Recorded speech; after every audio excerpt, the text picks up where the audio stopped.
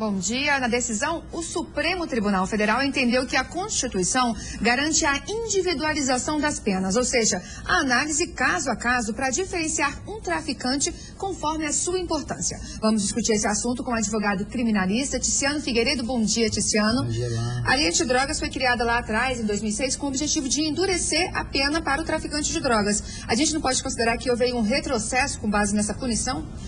Bom dia, Luana. Pelo contrário, na verdade, se examinarmos a decisão do Supremo Tribunal Federal de ontem, ela é uma evolução na medida que ela respeita o princípio da individualização da pena. Por quê? Porque a lei 11.343, ela é rigorosa, extremamente rigorosa com aquele traficante que integra a organização criminosa, que é responsável pela prática de outros crimes como homicídio, sequestro, crimes que a gente constantemente vê na televisão relacionados ao tráfico. Contudo, ela consegue diferenciar agora, com essa interpretação do Supremo, do parágrafo 4º do artigo 33, ela consegue diferenciar aquele menor traficante, aquela pessoa, aquele cidadão que às vezes é utilizado pelo grande traficante para mercância, para a venda e distribuição da droga. Mas, Tiziano, o pequeno traficante desempenha um papel nessa rede e um problema social. O tráfico de drogas é um problema social que tem várias implicações. Ele também não deveria ser desestabilizado, porque se ele agora vai ter a pena convertida em outras formas mais brandas, isso não acaba dando para ele mais poder, mais sensação de impunidade, de que não vai ser pego? O problema da sensação de impunidade é que a gente não consegue, às vezes, ter os olhos do direito para a questão. Na verdade, esse benefício da substituição da pena, ela só alcança o pequeno traficante uma vez. Porque o parágrafo 3º ele fala, será possível a redução da pena de 1/6 a 2/3 àquele que não integra a organização criminosa e não é dado à atividade criminosa.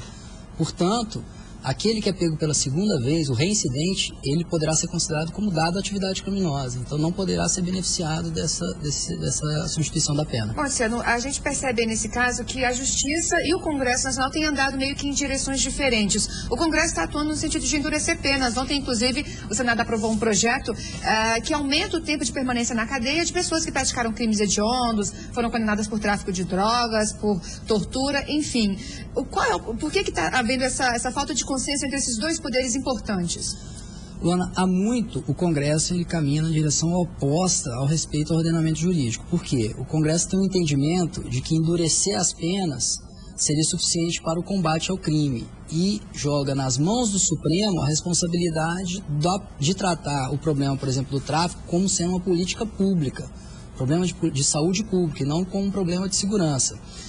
Pode ver o caso dos crimes hediondos. O Congresso, em 1992, aprovou a Lei dos Crimes Hediondos que proibia, que vedava aos acusados por crimes hediondos a progressão de regime, endureceu o cumprimento da pena para esse. Diminuiu o número de crimes de homicídio, de tráfico, de sequestro, de lá para cá? Não. Por quê? Porque é manifesto que o aumento da pena, o endurecimento das penas, não é política para a redução dos crimes. Então o problema está no foco. O problema está no foco. O que deveria ser feito, então, para solucionar, para diminuir por parte da população essa sensação de impunidade, para tornar a nossa sociedade um pouco mais segura, ter essa sensação de segurança? Na verdade, eu acredito que deveria ser feito uma análise de políticas públicas. Por quê? Se você pegar de 2003 para cá, quase triplicou o número de presos, de encarcerados. E essa sensação de impunidade continua na sociedade, mesmo diante do aumento do número de presos.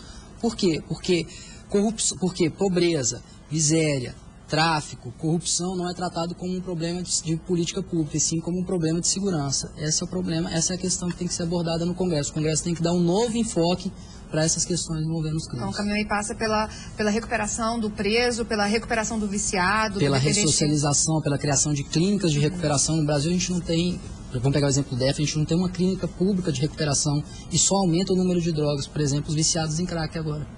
Ok, Tiziano, obrigada pela sua participação. Obrigado. Catiúcia? Obrigada, Tiziano. Obrigada, Luana.